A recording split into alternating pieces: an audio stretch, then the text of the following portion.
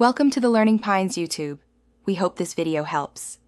In this video, I will explain how to make a delicious fish broth. We'll start by gathering the right ingredients, focusing on fresh fish bones and aromatic vegetables.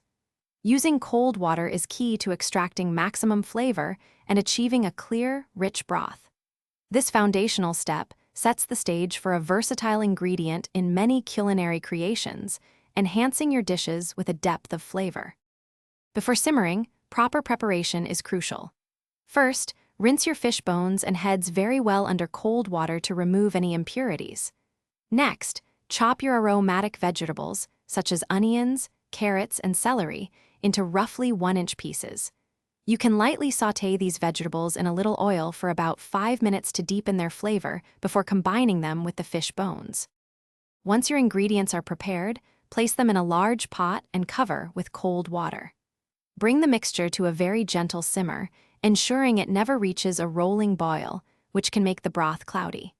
As it heats, use a ladle or spoon to carefully skim off any foam or impurities that rise to the surface. Simmer for 20 to 30 minutes to extract the best flavor. After simmering, it's time to strain your beautiful broth.